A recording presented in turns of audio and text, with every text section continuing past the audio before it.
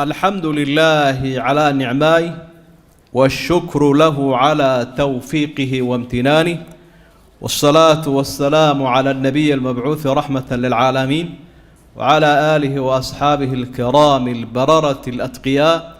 وعلى التابعين لهم بإحسان إلى يوم الدين وسلم تسليما. أما بعد، أوصيكم ونفسي بتقوى الله تعالى. waxaynu ku dhex jirnay walaalayaal inaynu ka hadalno jumcayaashan u dambeeyay wuxuu nabigu xaq inoogu lahaa sallallahu alayhi wasallam wax kamid ah 23 sanadood buu ina siiyay nabigu. marka hadalkeena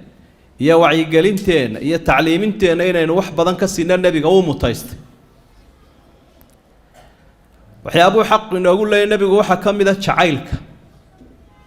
محبة الرسول صلى الله عليه وسلم. midhaha maxabada ay in nabiga la jeclaado laga goosto khudbada hore aynu ku soo dhageysanay oo adduun iyo aakhira labadaba leh. waxaynu halkan ku qaadan doonaa khudbada dambe insha Allah ta'ala suwarun min mahabbati as-sahabati lin-nabi sallallahu alayhi wasallam. tusaalayaal kamida asxaabtu siday nabiga u jeclaayeen dhinacyo kala duwan marka la eego, taasoo aynu ku daliishanayno qisooyinka iyo dhacdooyinka maxabadan sida loo xaqiijinayo iyo dadkii xaqiijiyay aynu ku dayanaynaa heerkay ka gaadheen iyo inaanay naga noqonin maxabada iyo jacaylka nabiga calayhi salaatu wasalaam maadaama iimaanka ka mid tahay afka un inaanay naga noqon. nabiga calayhi salaatu wasalaam markay asxaabtu difaacayaan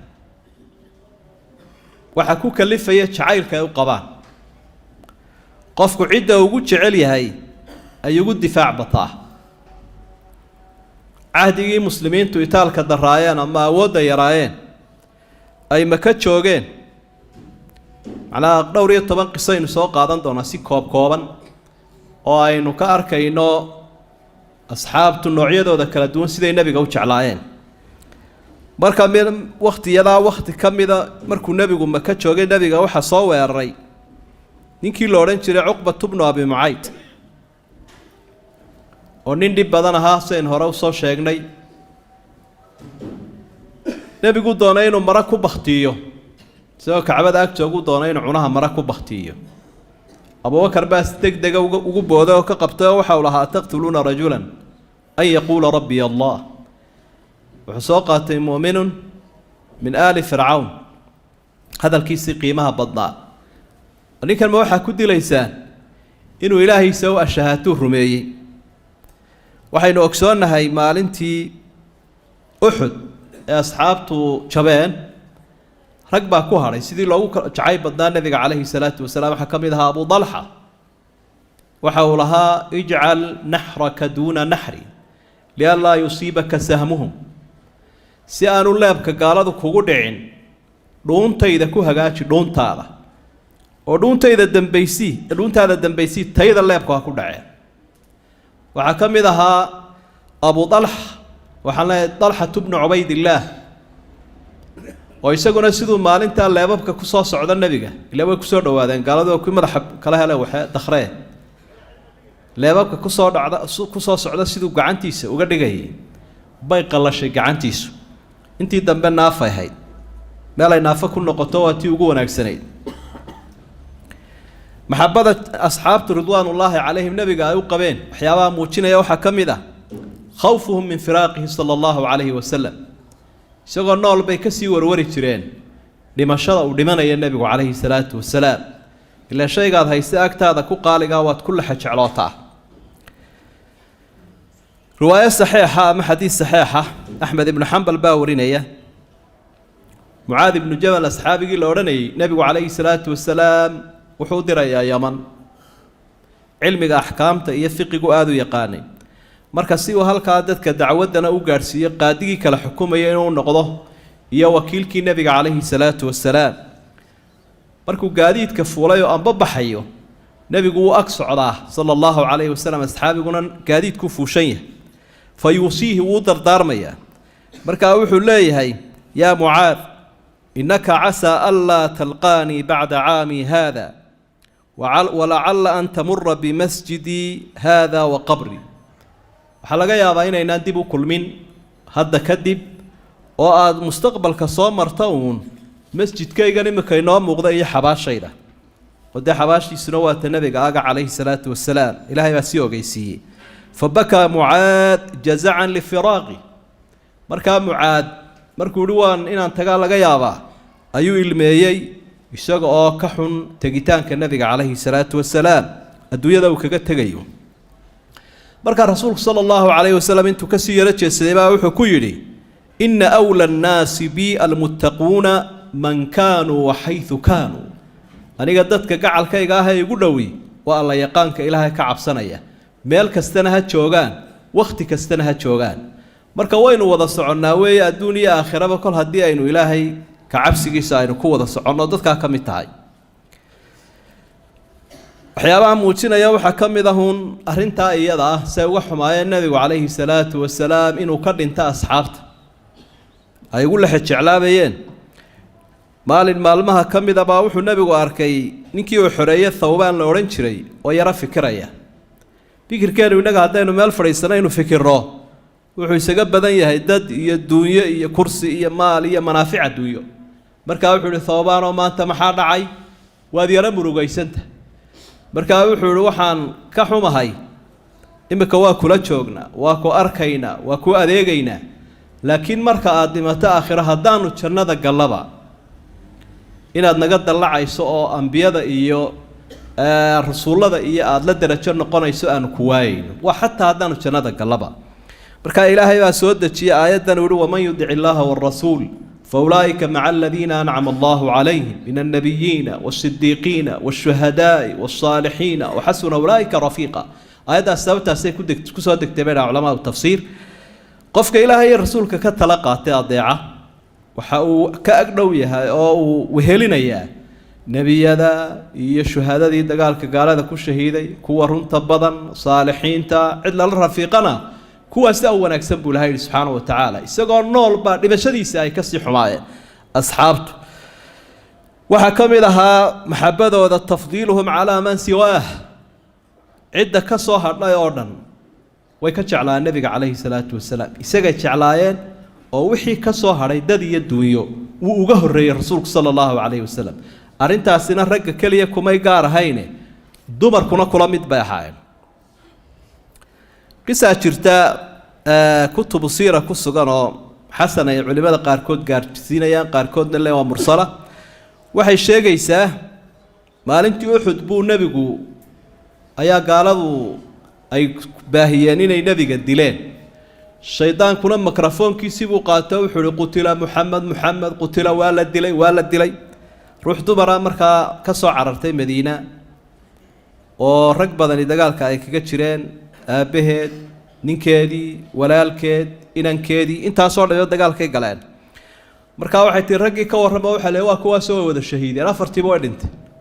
markay aragtay afartoodiiba intay iska dhaaftay ayay tiri nabigiina mee markaas leeyahay waa ka horeeya. intay faraqa ku soo dhigtay nabiga calayhi salaatu wasalaam ayaa waxay leedahay laa ubaali idaa salimta anta min catab. kuwa kale waxba waaba yeeli maayo kol haddaad adigu balaayo ka nabad gashay. marka waxaad arkaysaa dadkan ay ka goblantay oo dhan waxa kaga weyn rasuulka sallallahu alayhi wasallam waa arrin la taabanayo ay soo tijaabiyeen saxaabadu. qisada kale waa qisadii Sa'd ibn Rabi' waxa uu ahaa asxaabtii nabiga aad u jeclaa alayhi salaatu wasalaam dagaal iyo deeqba ku fiicnaa. markii asxaabtu soo hijroodeenna ganacsadihii weynaa Cabdurrahmaan ibn Awf ku lamaanayo yiri labadiina isku qoysa. markii dagaalkii Uhud la kala food qaaday buu nabigu calayhi salaatu wasalaam barragii soo tiriya dhimasho iyo dhaawac halka xaalkoodu maraya. markaa waa loo sheegay wuxuu laakiin ana waxaan dareemayaa Sa'd ibn Rabi' mee cida waxa weeye Sa'd haddii uu joogi lahaa uu iman lahaa. markaa nin buu u diray nabigu calayhi salaatu wasalaam. riwaayanka qaarkood waxay tilmaamayaan inuu ahaa Zayd ibn Thabit qaarigii weynaa. kadibna wuu socday wuu baadhbaadhay wuxuu ka helay dhaawicii aadka u cuslaa. Sa'd buu la hadlay wuxuu nabigu ku soo salaamay waxaanu ku yiri kayfa tajid maxaa dareemaysa. wuxuu waxaan dareemayaa horta jannada udgoonkeedii. Sa'd oo siid banaya salaantaana waan kaa qaaday adiga iyo nebigaba waxaanaad u sheegtaa nabiga calayhi salaatu wasalaam salaan gaadhsiiyo ilaahay ha ka abaalmariyo intuu nebi ka abaalmarin lahaa ummaddiisa intii u badnayd tolkayna waxaad u sheegtaa reer ansaareed haddii nebiga gacan lala gaadho iyada oo qof idinka nool yahay ilaahay agtiisa wax cudurdaara ma heli doontaan ogaada marka taasi waxay tilmaamaysaa dee mid kale innaga markuu sii dhimanayo habartiisii iyo ubadkiisii iyo asxaabtiisii iyo ehelkiisii iyo kuwaasuu dhaa bal waxaa ku sheeg walaxaasaa sidana wax ama uba tahaayo isagaabay ugu darantay nebigaa ugu daran calayhi salaatu wasalaam yowm uxud baynu iyadana soo qaadan karnaa oo qiso dheer lahayd rasuulka sala allahu calayhi wasalam gaaladu markii ay ka hor joogsadeen yowm uxud yaan odhanay yowm alxudaybiya waa sanadii 6aad ayuu doonay nebigu inuu ku soo cumraysto baytullaahi alxaraamka 1,200 oo asxaababu hogaaminaya markuu xaramka agtiisa marayo intaana uu soo socday 400 iyo siyaado kiiloomitir uu soo socday gaaladu way ka hor joogsadeen waxay yidhahdeen halkan geli maysid annagoo ku fasaxna mooyaane way diideen nebigu calayhi salaatu wasalaam isagoo eegayay danta caamka ah iyo siyaasadda ummaddu say ku wanaagsan tahay heshiis buu la qortay aan wada hadalna buuri kolba nin bay soo diraan kolba mid baa la murma raggii u imanaya waxaa ka mid ahaa ninka la odhan jiray Nucaym ibnu Mascuud oo odayaashoodii codkarka ahaa ee wax qiyaasiga ka mid ah ninkaasi markii uu ku noqday qoladiisii wada hadalladana uu ku jiray wuxuu yidhi nimayahow dad badan baan anigu dowlado badan baan u tegey buuri oo aan wafdi ugu tegey waxaa ka mid ahaa reer Faris boqortooyadii bariga iyo boqortooyada reer Yurub waligay maan arag Muhammad sida ay u jecel yihiin asxaabtiisu nin boqoroo loo jecel yahay waxyaabaha aan ku arkay cidnaba kumaan arag macnaheedu waxa weeye ninkani ninaa iska celin karaysaan maahe barnaamijkiina wax ka bedela buu leeyahay waxaan arkay buu hadduu candhuuf tufo waa loo tartamayaa hadduu biyo ku weysaysanayo biisa waa la kala boobaya waa la ismarinaya haddii uu hadal yidhaahdo ama amar bixiyo waa loo kala tartamaya haddii uu iyaga la hadlayo way wada roobinayaanoo way wada foorarsanayaan oo indhaha kuma fiiqi karayaan haybaday ka haybadaysanayeen daraaddeed waxaasaan ku arkay ku xisaabtamay macnaha tusaale waxay u noqotay ummadii ay ishayeen inay candhuuftooda dib u liqaan oo ku soo dhiiran waayeen nabiga calayhi salaatu wasalaam iyo saxaabadiisa waxaa ka mid ahaa siyaabahay nabiga u jeclaayeen at-tanaafusu fii mahabbati iyagu way jeclaadeen laakiin waxay haddana ku tartami jireenay aad ugu dadaali jireen inuu iyagana jecel yahay ayay fuurka ku qiyaasi jireen xadiid saxiixa waxa uu tilmaamayaa aljaamic sagiir ku sugan Usaama ibn Zayd warinayo waxa maalin maalmaha kamida kulmay buu Usaame aabahay Zayd ibn Haritha iyo Jacfar ibn Abi Talib iyo Ali ibn Abi Talib labada asxaabi qiimaha badan mujaahidiinta ay nabiga ilmaadeerka ahaayeen iyo ninkii berigii hore uu nabigu inanka ka dhigan jiray Zayd ibn Haritha mid waliba wuxuu leeyahay ana ahabbukum ila rasuulillah aniga ayuu nabigu jecel iyo anigu jecel yama inuu hubina babali rasuulka loo tagay sallallahu alayhi wasallam markuu warkoodii dhageystay si cajiib ah xigmad badan ayuu la hadlay marka wuxuu yiri amma anta ya Ja'far فأشبه خلقك خلقي وخلقك خلقي هذيك جعفرو أبور كاغا يا أخلاق ذا كيجا يوجهين إلى هاي لبدينا ويسوجيس حق أخلاق ذي أبور كوا وأنت مني وشجرتي ده إسكو أبترسيني أهل نويننا وأما أنت يا زيد وأما أنت يا علي فختني وأبو ولدي وأنا منك وأنت مني علي وذوقنا إن كان صدق وها باتهاي إنما ذا يدي حسني حسين أبوهود باتهاي أنوغنا أذان كامل هاي أذوقنا أنا قاعد كامتهاي لبدينه وين سوكر تشد أبو وأما أنت يا زيد فمولاي ومني وإلي وأحب القوم إلي أذوقنا زيدو نكان حرية باتهاي إذا قرآنكم بشيء أنا قاعد كامتهاي أنا حقا أنا هاي وأحب القوم إلي سدح دين أنا أذان أقول شعره إذن فضل زيدا وأكرم الآخرين لبدي كلنا وشرفي زيدنا وحط المامين وقبع عديري هاي شعيل كالنبي عليه الصلاة والسلام قد يدو أبترسيبه معه laakiin ehelnimo khaasaa jirta markaa wuxuu yihi saddexdiinaba adaan kugu jecelahay iyaguna maamuuska iyo sarrayntaasay leeyihiin markaa isagiiyo inankiisaba xibu rasuulillaahi baa la odhan jiray kii uu nebigu jeclaa maxbuubka u ahaa waxa walaalayaal arrintan asxaabtu jacaylka nebiga ma ahaynoo qura kuwa ku dhowdhaa xokaynihiisa iyo wasiiradiisa ah xataa dadka uu gaadhay dacwadiisa iyo diintiisa iyo tilmaantiisu jacaylkan wuu ku dhammaa maalin maalmaha ka mid ah nin baa nebiga u yimi calayhi salaatu wasalaam isaga oo albaabka maraya sidoo anas tilmaamaya xadiidka bukhaari iyo muslim ku sugan ninkaasi nebigu su-aal usoo qadima wuxuu yihi mata saaca qiyaamadu waa goorma markaa rasuulkan wuxuu yihi maada acdadta laha maxaad u diyaarsatay ninkaasi wuxuu yihi xub allaahi wa rasuulih anigu ma hayo salaad badan iyo sadaqo badan iyo soom badan laakiin ilaahay iyo rasuulkuun baan jecelahay nebiguna wuu soo gaabiye wuxuu ihi anta maca man axbabt waxaad adigu raacaysaa ood wehelinaysaa ciddaad ka agdhowda ciddaa aad jeceshahay ayaad raacaysaad ka agdhowda anas wuxuu leeyahay xadiidka aad baan ugu faraxnay maadaama qof kastoo muuminkiiba markuu nebiga ilaahay iyo nebiga jecel yahay jacaylkaa uu darajadaa ku gaadhayo saxaabadu siday nebiga u jeclaayeen calayhi salaatu wasalaam waa taqbiiluhum jasadahu daahir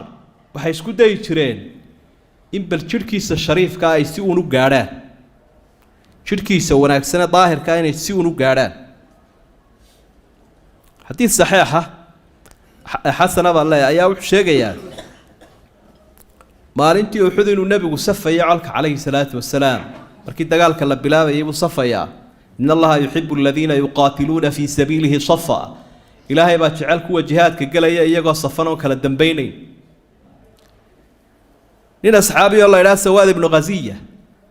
ayaa hore usoo yaro baxay oo halkaa caloosha ayuu nebigu ushii uu hayay intuu saa uga taabsiiyaba ayaa wuxuu ku yihi dib u noqo oo safka gal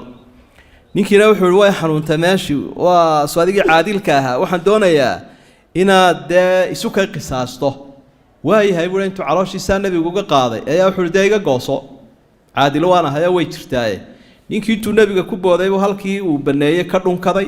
waana isku xoqay dibna uuga soo joogsaday wixii uu sheegaya waxaan ahayn baa soo baxay markaa nebigu wuxuu ku yihi calayhi salaatu wasalaam maxaad waxaan u samaysay wuxuu ihi xaalka waad arkaysaa xabaddiina way bilaabmaysaa in la dhimanayo in kale allaa og waxaan doonayaa wakhtiga iigu dambeeya inuu noqdo nebi maxamed calayhi salaatu wasalaam xaaladda ugu dambaysaa jidhka nebiga inay noloshayda noqoto ayaan doonayaa oo aan barakaysanayaa buu markaa leeyahy wixii uu ujeeday waxaan ahayn baa soo baxay ujeedduu ka lahaa si uu nebiga ku gaadhi lahaa calayhi salaatu wasalaam waxaa taa la mid ah ama ka sii daranba qisadii cabduraxmaan ibni cawf radia allaahu canhu isla maalintaasu bay ahayd wuxuu ihi markii maalintii beder dagaalku bilaabmayay ee safka la galay ayaa waxaan halkaa ka bidhaamiyey raggii aanu isdaqaanay ee quraysh oo odayaal waaweyn oo rugcadaayo halkaa ka soo jeeda ila iminkaa madaafiic baa la ysku tuuraa laysuma muuqdee berigaa leeb iyo qaanse iyo waxaan le leeb iyo waran iyo seef iyo xasan la ysula tegaya waa la is arkayaa marka hareerahaygaan eegay dabeetana waxaan idhi buuhi raggii raggaa u dhigmi lahaa kuguma xigaan ee dagaalka isla taqaaneen waxaan arkay buuhi laba nin oo yaryar oo reer ansaareed oo sindheer ah oo hareeraha iga xiga oon isdhi malaa kuwani dagaalka aada uma yaqaanaan anigoo saa u fikiraya ayaa nin ka mida baa su-aali weydiiyey wuxuu idhi adeer ninka abijaha la idhaa ma taqaana haa maxaad ku falaysaa nebiguu caayi jiray baa laygu yihi markaa aniga iyo isaga maanta midkaayuunbaa dhimanaya anigoo sidii ku jooga ayaa haddana ninkii kalena intii in leeg buy weydiiye ood moodayso inay isu sheegeenba abijahal ma taqaanaha oo maxaad ku falaysaa maanta waan isku dhalaalaynaa midkaayuunbaa tegaya buui iyadoo sidii aan ula yaabsanahoonan dee islahayn malaha saasay waxu hirgelin doonaan ayaa abijahal soo baxay buuhi sida geela isagoo awrku siduu ugu sheebo saa ugu wareegaya colkiioo tartiibinaya markaa waxaan idhi buui labadoodiiba intoon la hadlay ninka ay weydiinayso waa ninka halkaa laafiyoonaya afka taagaya way u baratameen laba seefoodoo degdega ila waxaa la 20 jir lama orotamo niman sida haadka duulaya marka isaga wuxuu leeyahay ka shaqrayn waxay ugu degeen ninkii sida coomaadahan markuu raqda arka gaw soo yiraahda samada ka soo carra saasoo kale ugu boodeen laba seefoodoo degdegay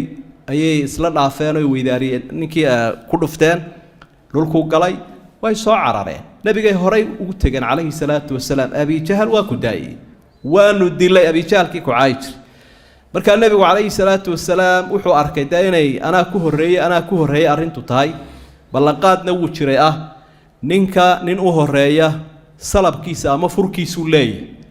seeftiibuu saa u eego wuxuu ihi kilaakuma qatala markuu arkay cumqiga seeftoodii intay gashiyo dhiiggeeda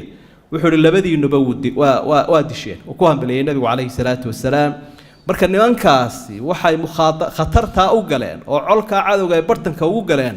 abijahal baa nebiga caayi jiray waa inaanu maanta isdul taagnaa waxay ahayd runtii wax cajiib ah oo aad iyo aad u layaab badan sida ay naftooda ugu furanayeen nebiga calayhi salaatu wasalaam waxaa ka mid ah imtithaalu amri nebiga amarkiisa siday asxaabtu ugu tartamayeen oo cidda doonaysa dad inay amarto amarkeedana laga qaato waa inuu gaadhaa qofkaasi qaa'idka ee hogaamiyahay dadka quluubtooda dhegahooda wax lagama amri karo hadday dhegaha un amarka aad gaadhsiiso ay ku diidan yihiin dadku maya amarkaaga qaadan maya waa in quluubtooda la gaadhaa la qanciyaa quluubtooda u gaadhay nebigu calayhi salaatu wasalaam wuxuu amrayaa inuu xaq iyo diin yahay bay ku qanceen marka waxay u tartami jireen amarkiisa rasuul allahi sala allahu calayhi wasalam kolley qisaskan aynu soo qaadanaynaa waa saxiix xasan darajo la qaadan karo dhammaantood waxaa sugan maalin maalmaha ka mid ah nebigu isagoo sidan oo kale mimbarka ugu taagan ayuu asxaabta la hadlay markay farabateen fadhiista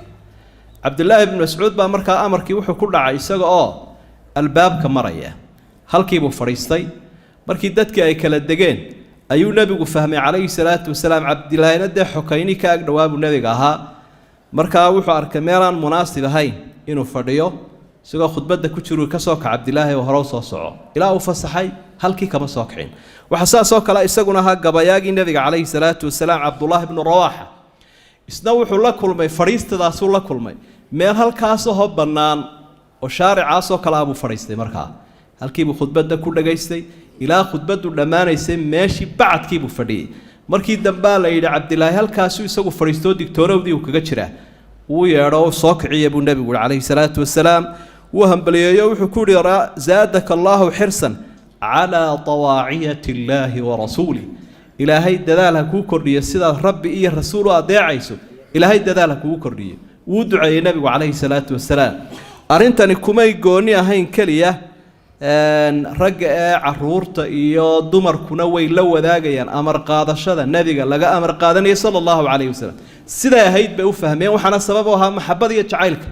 ay jeclaayeen nebiga calayhi salaatu wasalaam qiso kaloo iyaduna ibnu maajah saxiixiisa ku sugan oo saxiixa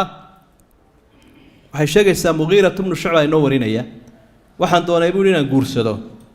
ruux dumaraan ayaan soo calmaday